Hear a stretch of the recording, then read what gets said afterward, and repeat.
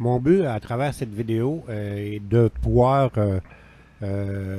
montrer les deux méthodes de différence d'arrosage en tant que tel. Moi, habituellement, j'arrose avec un jet linéaire.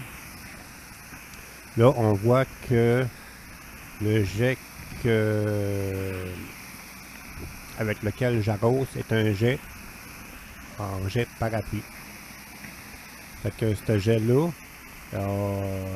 pour avantage de faire diffuser ton eau de manière à étaler plus large ton eau sur la surface. Fait que ça a un certain avantage, c'est que tu as moins à avoir à user de précision avec à la différence d'un jet linéaire. Un jet linéaire, c'est quoi? C'est un jet qui s'en va, qui est plus concentré, qui va beaucoup plus loin, comme un jet plus mince, plus concentré, plus loin. Puis il faut que ça te prenne une plus grande précision. Là, je m'en vais, mettons, dans l'allée. OK. Puis c'est ça. Le jet parapluie permet à ce que ton jet bon, on voit, mettons, que j'arrose ma patinoire. Il faut que quand même que quand, mettons, que tu te déplaces avec le jet en parapluie, mais il faut que tu le fasses vite. Il ne faut pas que tu restes à la même place. Parce que si tu restes à la même place, mais ça aurait fait une plus grande quantité d'eau en même place. Puis tu risques, mettons, de ne pas pouvoir faire une aussi belle qualité de patinoire. Fait que pour être en mesure d'arroser avec un jet parapluie, de la même manière que qu'on arroserait avec un jet linéaire, mais c'est toi qu'il faut que tu te déplaces. Puis il faut que tu le fasses rapidement pour pouvoir diminuer la quantité d'eau que tu vas mettre sur ta glace. Parce que plus, comme je disais tout à l'heure, plus que tu restes à la même place, plus que l'eau s'accumule vite. Puis surtout qu'avec un jet parapluie, le jet parapluie a pour conséquence qu'il faut que tu ouvres ton argile plus grand. Puis en ouvrant ton argile beaucoup plus, mais il y a un débit d'eau qui sort, qui est beaucoup plus d'eau en tant que tel.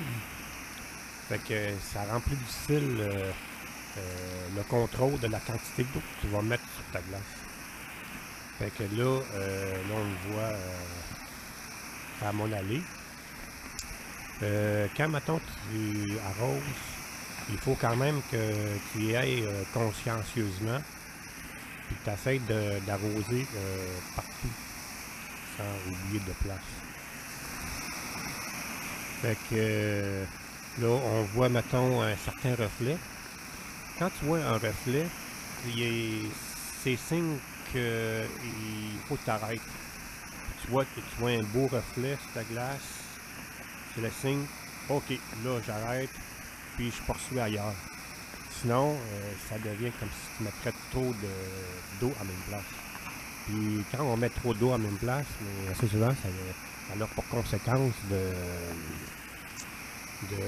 si mettons, tout dépendamment de la température, ça a pour conséquence que ça peut faire, mettons, soit de la fausse glace, ou soit des petites bulles. Puis ça fait des petites bulles quand, mettons, tu as une température plus ou moins froide, comme, mettons, entre moins 10 et moins 20, mais si tu mets des grosses quantités d'eau, plus que tu vas en mettre, ça peut aller jusqu'à faire de la fausse glace. Fait que c'est à éviter. Les températures idéales, mettons, c'est sûr que si tu as un moins 5, puis tu t'envoies qu'à un gros jet comme ça, puis tu fais pas attention, puis T'en mets beaucoup plus qu'il en faudrait, mais là, ce que ça va faire, justement, ça va faire de grosses boules d'eau, ça peut faire de la fausse glace. Ça fait pas une belle qualité de patinoire. Fait que c'est pour ça que le pourquoi qu'il faut se déplacer vite avec un jet de parapluie. Puis en tant que tel, c'est pas juste de... Tu peux faire aller un petit peu ton bras pour faire aller le jet, mais en tant que tel, avec un jet de parapluie, c'est plus ton corps. Faut que tu marches rapidement. Fait que là, je laisse un petit peu aller la vidéo. En tant que tel, les deux méthodes sont des bonnes méthodes. Entre la méthode du jet parapluie et la méthode du jet linéaire. Le jet linéaire, ce qui a pour avantage, c'est que tu n'auras pas, mettons, à déplacer aussi vite. Tu peux simplement faire aller ton bras de droite à gauche, puis en zigzag, puis tu le fais aller de manière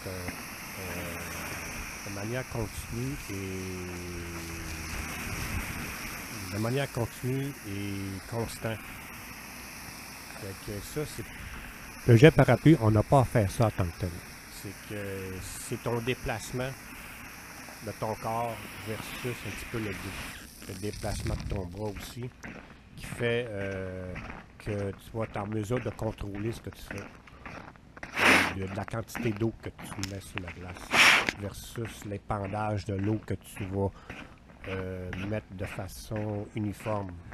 Fait que là, je sors de la patinoire pour pas que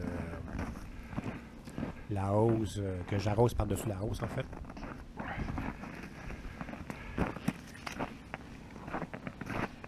Fait que là, faut en tant que tel penser quand tu arroses avec un jet linéaire, pas linéaire, mais avec un jet parapluie, qu'il faut arroser de manière rapidement. Parce que plus que tu vas rester à la même place, plus que tu vas en mettre de quantité d'eau, plus que tu vas mettre de quantité d'eau, plus que tu cours des risques à ce que ta patinoire soit de mauvaise qualité.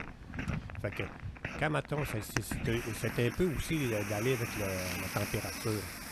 Fait que plus que la quantité, plus que mettons que la température est chaude, comme genre entre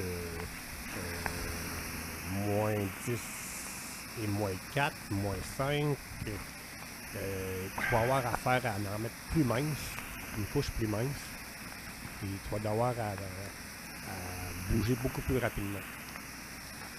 Tandis que si tu as une température d'à peu près entre moins 10 et moins 20, mais là, tu vas pouvoir te déplacer à peu près de la même manière que là que tu vois sur la vidéo. C'est ça. Mais en tant que tel, plus qu'il fait froid, plus que tu peux aller, tu peux y aller généreusement. C'est-à-dire généreusement, mais de manière contrôlée quand même. Mettons, s'il fait moins 20 jusqu'à moins 30, mais là, c'est plus, t'as plus d'aisance, t'as plus de marge de manœuvre pour pouvoir pour faire une belle patinoire. Fait que qu'est-ce qu'il y en est pour le jet en parapluie?